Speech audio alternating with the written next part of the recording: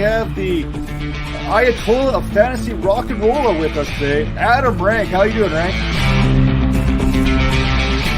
They look great in person, and I just can't wait till next year where we can pack it full of 25,000. Hey, Bob, how you doing? Hey, I'm doing great. I didn't know it was Ball Guys Day. It was being ranked. I mean, how do you lose?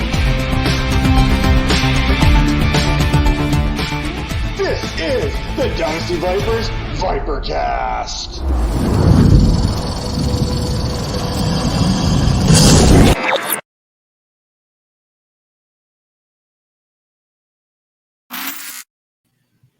Hello and welcome to the Dynasty Vipers Vipercast Special Edition. This is the Midseason Awards Show here, presented by the Fantasy Points Media Group. This week we are handing out awards to the dynamic duo that stacks upon stacks when it comes to fantasy football. Your biggest fantasy miss. We're going to talk about the guys that we missed on here so far this season. Players that we wish we had drafted. We're going to talk about some of the biggest busts so far this season. We're going to talk about the most underrated players. We're also going to talk about some sleepers, some rookie of the years, and of course, we're going to talk about our fantasy football MVP and many more awards that we're going to hand out here over the next 20 minutes or so. So stay tuned. You're not going to want to miss this. And Major, we're going to start the show off looking at you here, and we're going to start off with the dynamic duo. That's the best combination from the same team. You can stack it any way you want it. Who you got going for it? Yeah, you guys did a good job with your selection, so I had to dig a little bit, and I decided to go with Jalen Hurts and AJ Brown.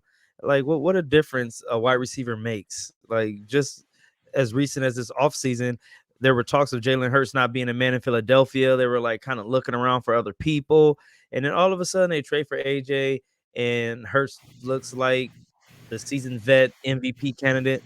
But Hurts is ranked 5th now at quarterback, and Brown is 7th ranked receiver. So you got 2 top 10 people there. I'm going to go with those 2 for my dynamic duo. That's a tough one to argue. I mean, many people talk about how Josh Allen took that next step with Stephon Diggs. A lot of people make that comparison for A.J. Brown for Jalen Hurts so far this season. Now, Tera, you stuck with an oldie but a goodie, one of those dynamic duos that has been at the top of the game for several years now. Who do you got for us? It's Patrick Mahomes and Travis Kelce. You literally just can't go wrong with that combination. Travis Kelce is averaging nearly 21, like basically 21 fantasy points per game. That is nearly literally more than doubling the production of any tight end outside of the top 10. That is wild. He just gives you such a positional advantage. He's separated himself from Mark Andrews as well. And Patrick Mahomes is a guy who was, drafted sometimes as QB4, QB5 as people were reaching for guys like preferred Justin Herbert and even Kyler Murray. And here we've got Patrick Mahomes, who is yet again sitting right there behind Josh Allen. So what a combination right there. You just can't go wrong with them. No, I mean, it's a solid combination there, especially when you're looking at value-based drafting there and what the difference between Kelce versus Mark Andrews and then versus the number 3 tight end, who I think is Zach Ertz right now as far as fantasy is concerned. There's a huge drop-off there. But for me, sometimes I like myself a good old triple-decker sandwich. I like to stack upon a stack upon a stack and change the rules of the show whenever I will. So I'm going to go with Tagovailoa, Tyreek Hill, and let's throw in Jalen Waddle into this mix as well. Hill and Waddle are on record-setting paces there as duos themselves, and Hill personally has 1,104 receiving yards this season. That's more receiving yards than the receivers for the Cowboys, the Steelers, the Falcons, the Texans, the Giants, the Bears, the Ravens, and the Titans.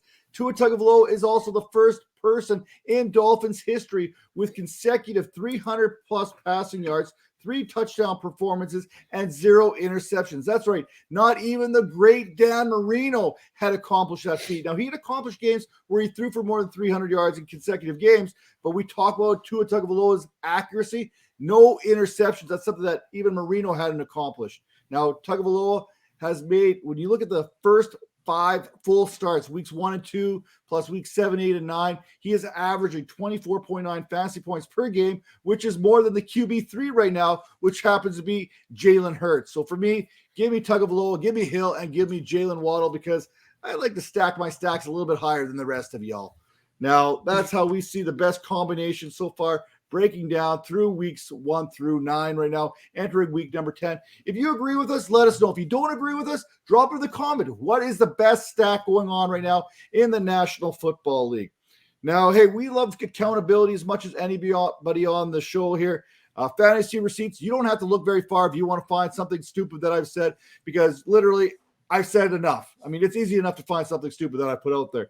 But some of our biggest misses so far this season, Major, what is that big miss for you so far that you've noticed here through 10 weeks of the season or 9 weeks of the season?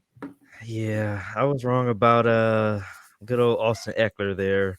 In the offseason, I was adamant about him falling off and due to age and usage, and also thought that Jalen Herbert was going to actually be throwing the ball a lot more and be, the reins of the offense is going to be handed off to him.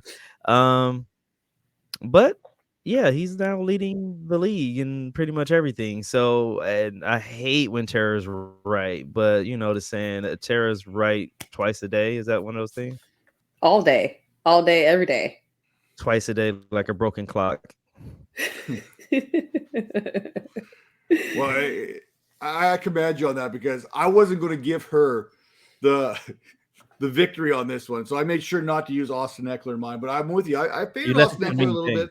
I'll take my victory. But I still stand by the fact that he's not a running back. I'm going to still put it out there. It's like considering like Danny Woodhead a running back way back in the day. It just never happened. Now, I know we did not just compare Austin Eckler to Danny Hood. You know what? Let me stop myself before I extend our show by 55 yeah, we minutes. gotta time on the show, guys.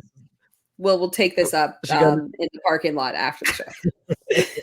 Sounds good. Well, speaking of the parking lot, if we're playing a little street ball, who's that running back, I guess, Tera, for you, that you'd be letting play NFL blitz right now that you may have faded earlier on this season? Yeah, and I'm 100% okay to admit that I was very wrong about fading CMC. And it's not that I doubted the talent. I mean, I was just genuinely scared of drafting a guy who literally has not made it through 2 seasons in a row. Good for him that he is making it through. We're halfway through. Let's pull through CMC and make it through the end of the season and prove Tera wrong even more, because this is good to see. Granted, although it didn't hurt me, because me fading CMC only resulted in me doubling, like tripling, quadrupling down on Austin Eckler. So, hey, man, it's been a good season for me regardless. Party foul. You can't be wrong and then say I was right. Whatever. Come on, dude. I was wrong, but it went just fine for me on it. So yeah, fading CMC. That was my where I went wrong. That was my miss, but I was still right, so it's okay. And for me, I'm going to stick with the running back theme here, because Derrick Henry was my most likely to bust first round selection there, and clearly that has not happened. I was worried about AJ Brown no longer being there to draw away at coverages, and I was worried about those 5 screws in his foot. I'll be honest with that. Now, the fact of the matter is he leads the NFL in 8 with rushing yards there with 870. He sits in the top 5 in PPR format scoring. Despite not being able to catch a ball out of the backfield, he's still one of the top 5 running backs in PPR scoring. He has 5 straight 100-yard games there and 9 rushing touchdowns in 9 games. Yeah, I would say that's pretty much a non-bust. Now, I will give an honorable mention to my mocking of Juju Smith-Schuster. I'm still not on board with him having a successful season yet. I still think there's lots of time for him to flake out as we go on. But you know what? So far, he's had some ups and downs. And I would say a majority of his games, he's looked better. So I will give him that credit there. He has been better than I have anticipated him being so far this season. Can we get a timeout, guys? We need a timeout, because you guys are not playing right. Like, you guys are not playing the game right. You're either wrong or you're right. You can't be wrong and right at the same time. Let's choose a side and stick to it. Continue, Matt. Or you were wrong and it was all right. Oh my God. Speaking of being flat out wrong, how about we talk about some of the players that we wish we had drafted earlier on the season? Now, maybe that does involve Austin Eckler or CMC or Derrick Henry in my case, but you know what? For the most part, it's going to be someone a little bit different. So, Major, who is that player that you wish you would have drafted here back in August, September, whatever we were looking at? Yeah, it's Nick Chubb. Like, I have no shares of Nick Chubb, and he's one of my favorite running backs, but no one ever talks about him. He's just like this guy that no one even like talks about. He's always hanging around the top 3 running backs, but he doesn't have like the big commercials. He doesn't speak much, but he let his talking do all the he lets playing do all the talking, as I should say. But so far in the season, he's running back 2.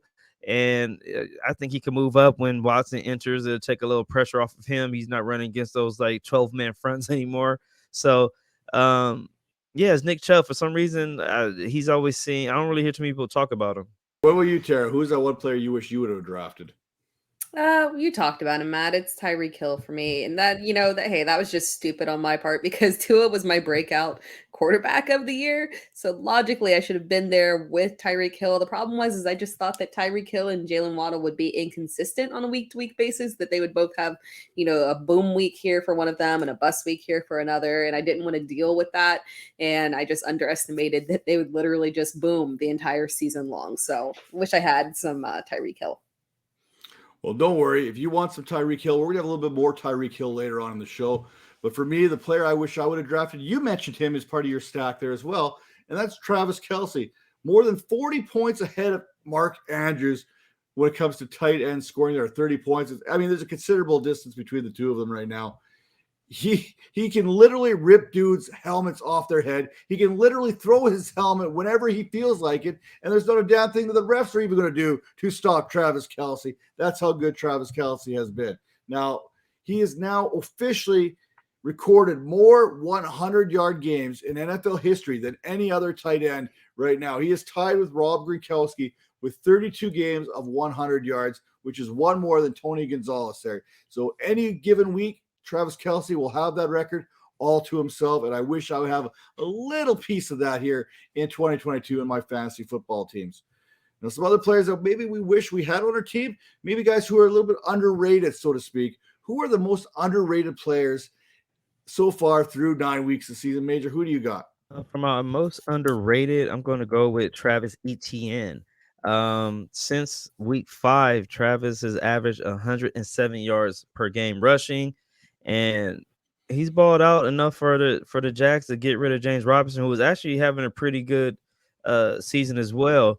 But Travis has he's the way he's doing it too is a little bit different. He's having these monster runs, these long runs, displaying his speed, and the Jags I don't think they have unlocked his receiving skills yet. So I think once they add that to the offense, you're going to see him soar. I think he has that Austin Eckler type where he can have 50 rushing yards and have 200 passing yards. So he's that caliber of player. So let's see if they can find a way to unlock that Konami code. Well, that's cute that you're giving credit to Austin Eckler for 50 rushing yards. Now, Tara, who do you got there as your most underrated player so far this season? It's crazy, Major. When you said Austin Eckler, I literally saw Matt's heart grow 2 sizes too small. It was wild. Just like he's the PPR football Grinch. Anyway, my most underrated. He's a mean one, Mr. Donnelly. Oh, we got to make that shirt. Yes, with a picture of Austin Eckler on it. Oh yeah, someone with design. Obviously, we have someone with design skills. Let's do this. Let's make this happen. Derrick Henry is my most underrated player. Yeah, he's built different. He's just built different, quite frankly. He's a beast of a man. You can't fade him. He will literally be a top 5 pick next year at age 29. What a physical specimen. Yeah, it's him all the way. Love. And I will stick on this running back theory because why does every running back seem to be underrated? I know Major is going to have like a running back in every single category this week, except when it comes to busts. But for me, how about Josh Jacobs? Every year we want to hate on Josh Jacobs like he's some sort of bust there or the poster child for the running back dead zone. And guess what? Guess he sits 7th in PPR scoring amongst running backs. Jacobs has 3 fourth-quarter touchdown scores so far this season. And last week, he only had 67 rushing yards, but 66 of them came after contact, and he forced 11 missed tackles on 17 carries. That's tied for the 5th highest single-game mark this season per PFF. Now, imagine what the Raiders could do with Josh Jacobs if they decided to run the damn ball when up by 17. Yeah, you know what? I'm going to, for my doctor's sake and my sake and my medical history, I'm probably just going to stop talking about that Actually, no, I'll probably bring it up again a little bit later because I am petty and I do hold on to grudges. Now, holding on to grudges, if I'm going to hold on to a grudge, it's usually because someone has been a bust, like the Raiders busting 17-point leads. Now, through 9 weeks, Major, who has been the biggest bust in fantasy? I would say CD Lamb, like being ranked outside of the top 15 for his talent, him being at 19, I don't think he should be there at all. I know they was dealing with some injuries and stuff at the quarterback position, but after they dealt Cooper Kupp, I was thinking that he was going to be that guy there. Yeah, but let's see if he could turn it around and make it back into that top 10 or top 15, even top 10. He has that talent, but just for some reason it hasn't really worked out that way. Well, Cooper Rush doesn't exactly scream out fantasy relevancy, in my opinion. I thought CD Lamb did a pretty good job there working with what he was dealt with. Now we'll see what can happen with Dak back under center. Now, Tara, who's been the biggest bust for you? It's Najee Harris. Najee Harris is an RB3 in average points per game. He is a first round pick who is an RB3. Soak that in. Even CEH and Antonio Gibson, guys that we willingly accepted were, going to be bust in draft season, are averaging more points per game than Najee Harris. Wild, but true. Yeah, and I'm going to stick with the running back theme once again. And I wanted to go with Cam Akers because, let's be honest, you drafted him to be a worst year RB2 this season. He's averaging 3.9 fantasy points per game when he does play. And it's not even because it's injury related. It's because he's kind of got hurt feelings here somewhere along the way. But then again, there's also this guy named Jonathan Taylor, who was the RB1, and he was the first player selected like 95% of fantasy drafts.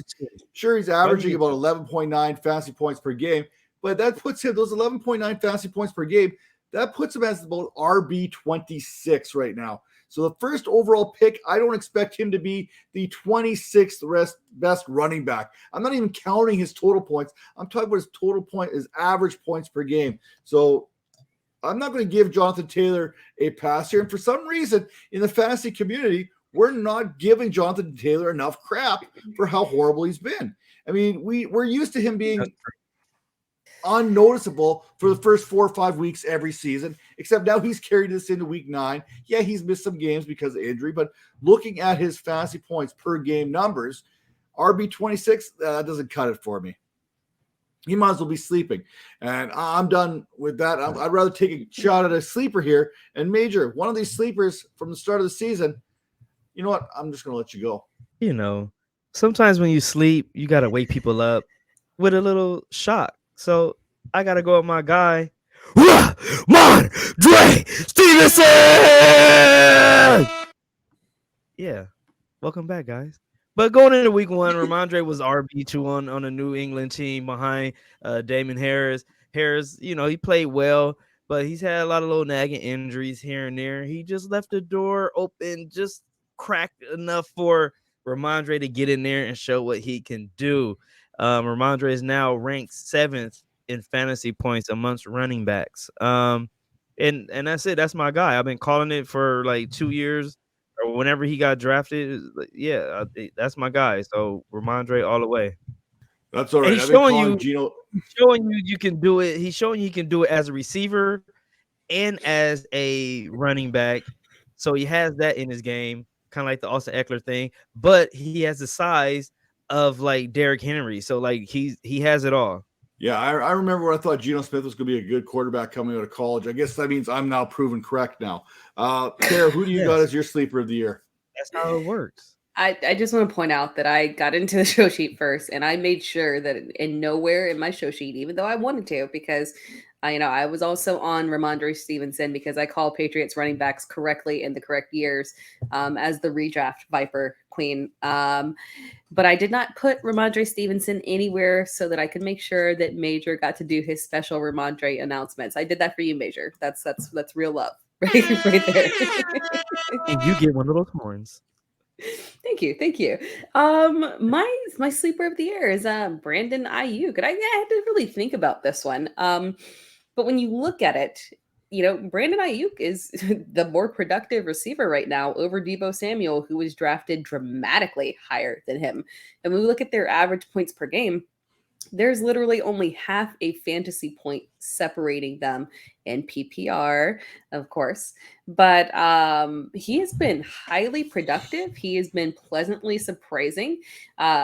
He's, gotten the praises of, Kyle Shanahan, which is such a magical thing for him to have because you have to be in the goodwill of Kyle Shanahan in order to succeed. So yeah, congratulations to Brandon Ayuk for making it out of that hole and being the Brandon Ayuk that we expected him to be last year.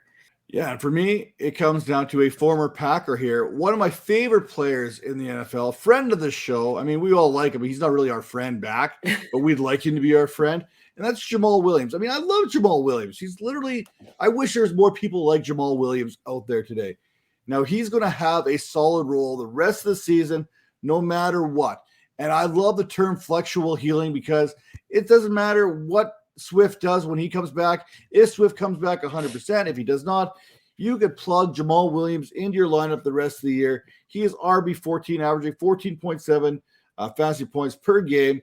And if you look at week 9 for the Lions here, just the most recent week, Jamal Williams had 63% of the snaps, 24 carries, no targets, but 81 yards. Meanwhile, DeAndre Swift had 16% of the snaps, just 2 carries, 4 targets for 50 yards. So you can clearly see that DeAndre Swift is going to be that receiving type back for Detroit, and Jamal Williams is going to be the guy who's running the ball between the tackles. This is something that we saw prior to Swift's injury. So this is something, there's no reason not to believe that this won't continue the rest of the year. So you're going to have yourself 2 solid flex options there with Swift and Jamal Williams, who you probably got Jamal Williams in rounds, 10, 11, probably in most drafts there. And, special shout out to another underrated wide receiver there. How about wide receiver 14 on the season, Tyler Boyd? Now, we love ourselves some Tyler Boyd on this show as well, because when you play the third string there, the fiddle there in Cincinnati, you don't get the love that you deserve. It's good to get a little bit of love every once in a while, right? So now we turn our attention to from sleeper to super sleeper.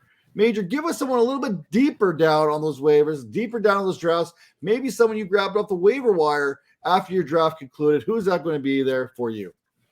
I'm gonna go with Miko Harmon. I thought that was going to be his breakout year when Hill got traded away, but KC went out and grabbed like every receiver who was in free agency. They got Juju and MVS and drafted some kid. Like they had all these people, so he kind of got buried on the depth chart a little bit.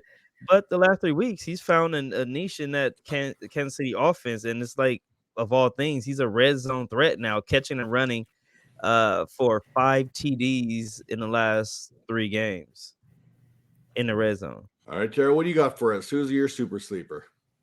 For me, it's Josh Palmer. I spoke about how I, took Josh Palmer in the, later rounds in literally any league that I can.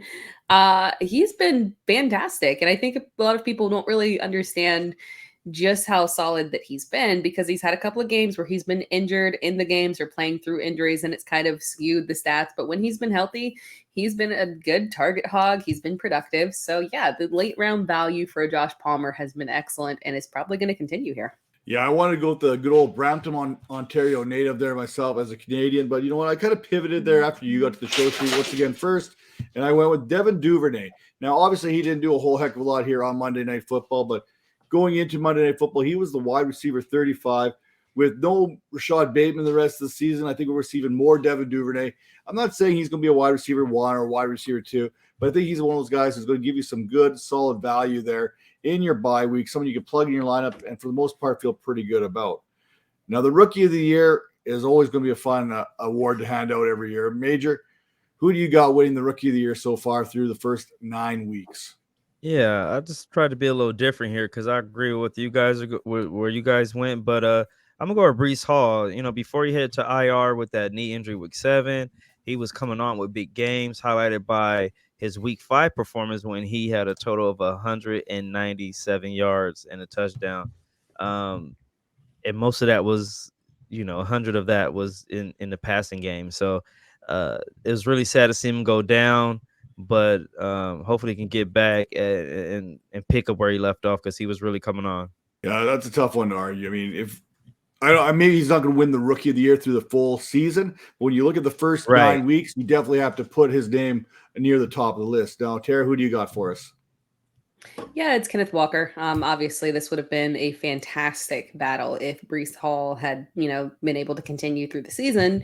But Kenneth Walker, we're looking at those statistics, man. I mean, ever since he's become the RB1 of this offense, he's been a touchdown machine. And the value, I mean, we're a dynasty product. The value that you were getting for where he was falling in a lot of dynasty leagues as people were, disrespecting him a little bit, has been absolutely insane. So he is my Rookie of the Year.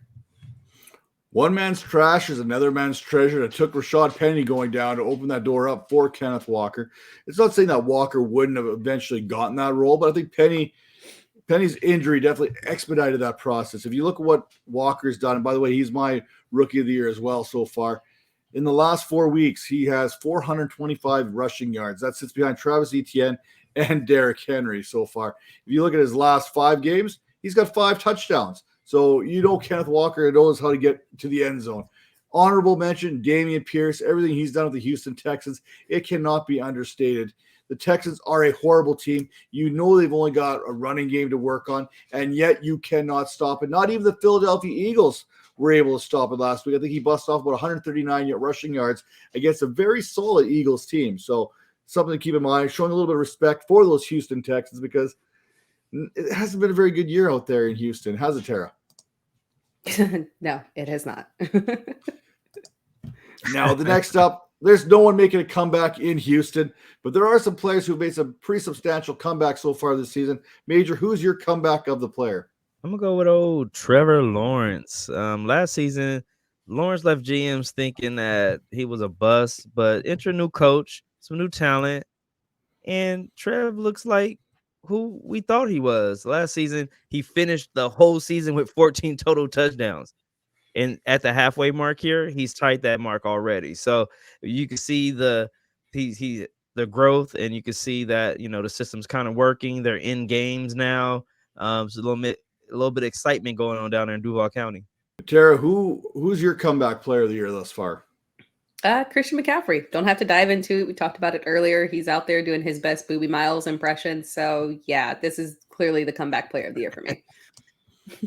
And for me, I don't know if he's going to get any MVP votes this season, but I think he definitely deserves them. How about we give a little bit of a love to Geno Smith? Probably a couple categories here that we've talked about that Geno Smith belongs into. He leads the NFL completion percentage, 6th in yards per attempt, 4th in QBR, 3rd in passer rating, and 4th in passing touchdowns. Yes, Geno Smith, take a bow for what you have done so far this season. Now, maybe you call it a breakout, an 8th-year breakout, a 7th-year breakout. I don't know if that's a thing. Maybe we could even throw Geno Smith into this conversation. But what is the breakout player of the year for you there? The player who's outperformed that ADP, Major? Yeah, I mean, I'm going with Geno Smith. Like all the things you said, that's pretty much what made me choose him.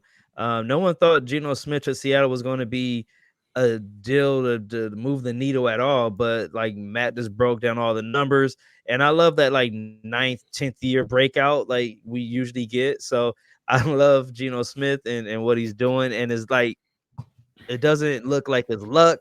It doesn't look, he's making it look like he's been doing this his whole career. Is crazy. Like he's never had a glimmer of this in the past, but all of a sudden he's like Joe Montana. I don't get it.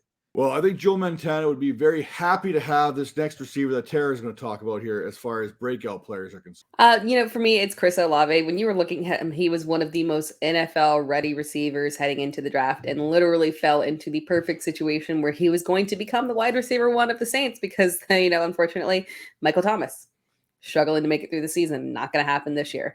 It would be so much better if it was like anyone other than Andy Dalton throwing him the ball, unfortunately. But despite that, he is still my breakout player of the year. Yeah, I really thought about putting somewhere sliding in Brian Robinson into here as comeback player of the year and this and that. I mean, the dude got shot, missed 4 games. Meanwhile, Michael Thomas has a toe injury and misses the entire season. So, which opens the door completely up for Chris Olave. But that's a different show altogether. For me, my breakout player of the year, it's going to be Christian Kirk. The guy has never had a 1,000-yard season. He got a huge payday here in the offseason. And entering Monday Night Football, he was a wide receiver 10 in PPR scoring, and he's had some down weeks. Let's be honest. There's been a couple weeks where he's disappeared completely. Kirk has the 12th most targets of any pass catcher this season. That you can throw Travis Kelce in there. You can throw Austin Eckler into that conversation as well. And he's got 18 catches on 26 targets over his last 3 games. So for me, I call that a breakout for the young guy there. So let's give Christian Kirk a little bit of love too. And finally, fantasy football MVP through the first 9 weeks of the season. Major, it looks like you got yourself a double award winner. Who do you got? I'm gonna go with Geno Smith again, just because he actually, I'm like undefeated in this league. I took over this this orphan squad. Shout out to my guy Rhino. He has a league where the running back quarterbacks are not even really a position. If you play a quarterback, it's a super flex. So the team I adopted had no quarterbacks, and I picked up Geno out of the free agency. And I'm like 10-1 or something right now, or whatever the record is. They give like extra points for beating the scoring and all that. But with that being said, if you know me, you know I am player first. I love players. I want players to win. Negotiations, life, everything. I don't care about organizations. I don't care about anything. I care about the players. And to see Geno Smith do what he's doing in his late stage of his career, that makes me happy inside. It makes my heart happy. Well, going from one happy heart to the next, Tara, the floor is yours. Yes, my heart is so full of Austin Eckler. You guys, Matt, you talk about, such and such friend of the show. Austin Eckler could legitimately be a friend of the show if you guys would just like pretend to be a little bit nicer to him. So like, come on now, we could like, have him on the show. Come on, Austin. That's right. Let's get some good clips going. Be like, hey, love PPR, love Austin Eckler, yay, thumbs up. And we can clip that and have him on the show. But I am the official Austin Eckler stan account for the Dynasty Vipers. Made another name for herself. Yes, it is official. I am, redraft Viper. I am PPR Viper. I am Austin Eckler stan account Viper. So, you're welcome, guys. I just love to add in these little, fantastic bonuses to this wonderful podcast. Overall, RB1 Austin Eckler. Touchdown regression is a myth. It does not exist for Austin Eckler. And the sheer joy of everyone writing him off in the first few weeks, everyone, they thought that they were, winning. And like I say, thought, some of those people were on the show. I'm not going to call them out by names, but everyone thought, oh, hey, Austin Eckler, first few weeks, he's been awful. You guys, that was his floor. The sheer joy of seeing that transition to this guy who is absolutely killing it in PPR and standard leagues. Top 5 back in either one, doesn't matter. Top 3 back in either one, doesn't matter. He has been fantastic, highly productive. Give the man credit where it's due. I mean, he's just been an absolute stud. He is the fantasy football MVP. I don't know how you can argue it, Matt. You know what? It is hard to argue, but you know me. If it has Austin Eckler, I'm going to argue it one way or the other. And I will argue it even further because Tyreek Hill has been next level. He sits as the wide receiver 1 in fantasy, while his teammate Jalen Waddle sits as wide receiver 5. There's actually someone taking production away from Tyreek Hill, and he's the wide receiver 1, unlike Austin Eckler, who no one is even involved in that Los Angeles Chargers offense. And he's been doing this with Teddy Bridgewater and Skylar Thompson. They're taking turns there while Tagovailoa there missed some time.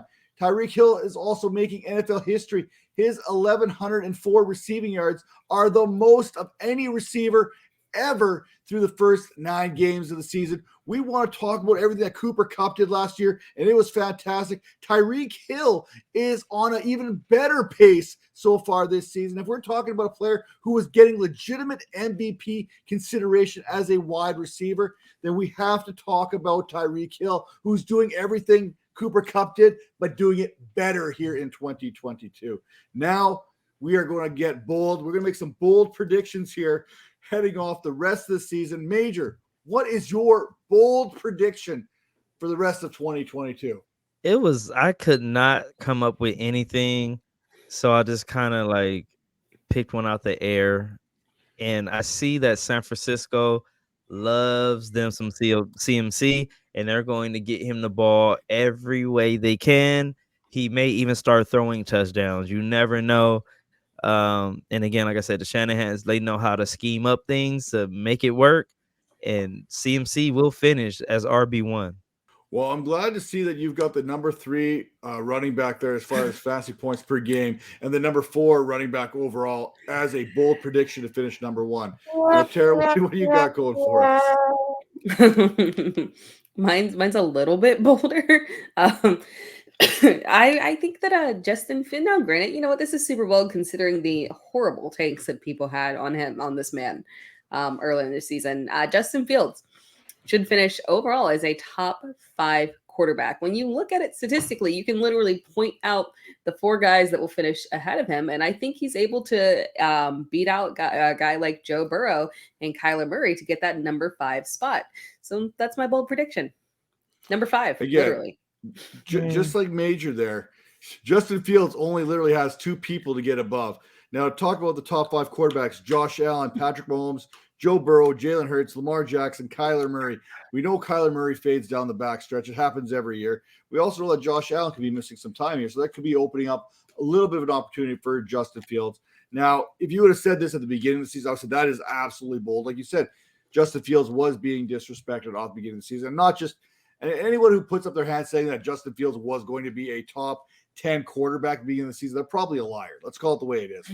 I can't think of anybody that believed him to be a top 10 fantasy quarterback this season. Now, for me, I understood the assignment. And you know how I get. When we talk about bold, I go the biggest and boldest type prediction. Unrealistic, most unrealistic. It is bold because, it involves Jimmy Garoppolo doing well. So right there, off the get-go, you know it's going to be bold. So I'm going to say Jimmy Garoppolo finishes as a top 10 fantasy quarterback on the back end of the season here. So that's weeks 10 through 18.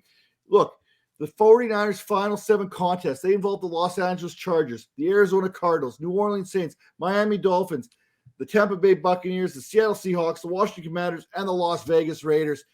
Only the Tampa Bay Buccaneers have a solid pass defense. The rest of these defenses are pretty questionable at best. You've got Deebo Samuel. You got Christian McCaffrey, the pass catcher. You've got Brandon Ayuk. You got George Kittle. You've got some soft defenses. I can see how Jimmy Garoppolo could finish as a top 10 quarterback from weeks 10 through 17. Tara, put your finger down. This is not bold now that I read into it. I thought you were making it like me and Major were doing it, like actual, like Major saying overall RB1. I'm saying an actual top 5 quarterback. You're saying a top 10 fantasy quarterback in 5 of the final contests for the 49ers. And you can literally point out exactly which one of those would be because they're horrific defenses. Those are not bold prediction. That's like logic. Like, yeah, Miami. Oh, yeah. I didn't see you planting your flag on Jimmy Garoppolo. Like this is not as bold as you made it out to be. That's super realistic. So no. Really? Is it as realistic as the number 7 quarterback finishing number 5? Really? Yeah, because that requires that's the culmination of an entire season. You're narrowing down to the back half of an easy schedule. Like with the QB 20 on the season. It's still Jimmy but you're Garoppolo. giving yourself five of the last final 7 contests, and it's LAC, Miami, Seattle, Las Vegas, Washington. I can rewind the tape. I didn't even mention the 5 of the 7 contests. I said top 10 from weeks 10 through 17. I took the whole 5 of the 7 contests out of there. I said top 10 from this point on in the season, the rest of the year. And mine's the most bold because, can you catch Eckler right now? Eckler is tearing up the league right now. So mine's the most bold out of all of ours. So I'm just gonna leave it at that. You know what? I'm siding with Major. His is bolder. It is. It's bolder. Not bolder. Stop it. It is. It's harder. But it's harder to what is harder to achieve? Is it harder to achieve? Yes. He has more competition. You're talking about targeting Jimmy Garoppolo against bad defenses. The competition doesn't exist. So I like how she busted you out because he thought he was slick. He thought he was so slick when he figured that out. He was like, "Oh my god, I got it." Yeah, I had no clue. I'm so glad you caught that. Thank you. Christian McCaffrey is literally averaging like 4 points less per game to get to number one. Jimmy Garoppolo has to average. It's not as big a gap as Jimmy Garoppolo. He has to overcome Derrick Henry. He has to overcome Joe Mixon as top 10 the rest of the season. Not really, because I'm looking. I actually have average points per game pulled up right now. He's averaging 16 points per game, and Tua is averaging 20 points per game on the season. Kyler's averaging 20.1, so that's a 4-point difference between easy top 10 finishes. So no, I don't. You can't use 4 points there, and then it's literally a 4-point gap for Jimmy Garoppolo. All on your head right now. Jimmy Garoppolo's 19th in average fantasy points per game. Averaging 16 fantasy points per game. Lamar Jackson is averaging 20.5. That's a 4.5 gap. You can't use a 4-point gap. I'm looking I got Lamar right Jackson here, at 23.09. Are you looking in 6 point per passing touchdowns? I'm looking at whatever comes up for fantasy pros. On the wrong site. You should look on fantasypoints.com. Where are you getting 23? Right here, right in the numbers, 23.09. I've also got 15.99 for Jimmy Garoppolo. I don't know where 23 is coming from. I don't see that at all. For my guy to get top 10 the rest of the season is much more difficult than Christian McCaffrey moving up 2 spots. How many do you have Kyler Murray averaging? I have Kyler Murray averaging 20.07. You looking from week 9 or week 8 or week 9 stats? What are you looking at, man? I think you're looking. I'm looking at weeks 1 through 9 right now. Huh. I have Christian at 5. Well, I'm not looking right at 1 now. through 9. You can't look at 1. Wait. Why? That's what we've done. We've only played 9 weeks. Time out. I don't know what kind of numbers you're making up on the side. No, I'm looking at the full season. I don't understand what you're looking at. PPR. Are you looking at PPR? We don't need PPR for quarterbacks. I don't understand. I mean, but what are you? I don't know. For my unless stuff, unless it's like 6 point per passing touch, but even then, so like you're like Kyler Murray 20.1. What is going on here? Are you playing the music to pull me off the stage? Kyler Murray 20.1. Jimmy Garoppolo 16. We need to get on the same page here. It's a 4-point gap. That's a 4-point gap. We're not even looking at the same numbers here. How is that not a 4-point gap? What is Justin Fields averaging? 19.01.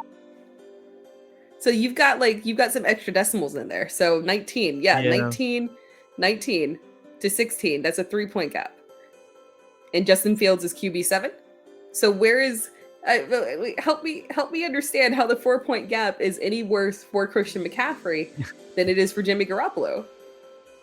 It's the quarterback position. It's Jimmy Garoppolo. We're talking Jimmy Garoppolo. You're comparing a guy in Christian McCaffrey who's literally been the best running back when he's healthy.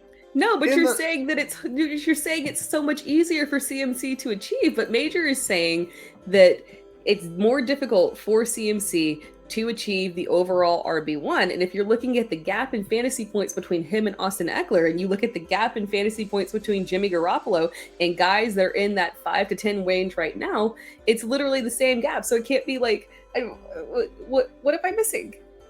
Have we not seen Jimmy Garoppolo through the first? No, but we're talking about the statistics. We're not talking about the eye test. We're talking about the statistics of Jimmy Garoppolo is currently the QB 20 on the season. And even then, you're picking it out and pulling it because it's an easy back half schedule. Yeah. You still gotta do the work. Guess what? The schedule's the same for Christian McCaffrey. He has the same schedule as Jimmy Garoppolo. They play on the same team. It's harder. It's harder. Schedule. It's harder for CMC to achieve overall RB1 than it is for Jimmy Garoppolo to finish in the top 10 in the back half of these. Yeah, no, that's harder to achieve. With the same schedule. 2 spots with the same schedule. Right, but you're talking about finishing in a top. No, I'm not going with this one. I'm not. I'll put it out there. We'll put it on Twitter here right now. There you go. What is more likely to happen? What's bolder? Jimmy Garoppolo finishing as a top 10 quarterback the back half of the season, or Christian McCaffrey moving up 2 spots to be RB1 on the season? With But that you all can't being word said, it that this way. has been You the cannot word it fantasy that way. points. That is so wrong. I'll make sure That's I exactly clarify. what it is. I'll make There's sure no- I'll I'm not- clarify exactly what he's saying. That in these last 7 His games, voice even that are- changed. He was like 4. blah, blah, in blah. these last 7 games that are super advantageous matchups against horrific defenses, teams that Christian lead McCaffrey plays the 17 same point leads. defense. You Right. can't But some of use those that argument. defenses have better rush defense than they do pass No, defense. they don't. Yeah, they None of do. them do. None of Hold them on, do. let's They're go. the same defense. Arizona. Christian McCaffrey is a pass catcher out of the backfield. He may lead the 49ers in Oh, now he's a receiving pass yards. catcher. Are we making this a PPR issue? I'm Is this It's a not PPR? PPR. Do we want Matt, I think Christian this is a McCaffrey? You PPR can't issue argue now. with a woman. Now he's Matt, knocking you CMC cannot from argue. catching cash. Like You He's can't, not you even can't argue making with a any woman, sense. Matt. Neither one of you is making any sense. The only way to make He's sense of this all is to head to He's making all the fantasypoints.com today and using promo code 22 Matt's so Viper10. mad. This has been the Fantasy Points Media Group's special presentation of the Dynasty Vipers Vipercast. I like And the- we I will like see the you guys relaxation next week. And music. trust me, this argument is far from over. We'll see you next time.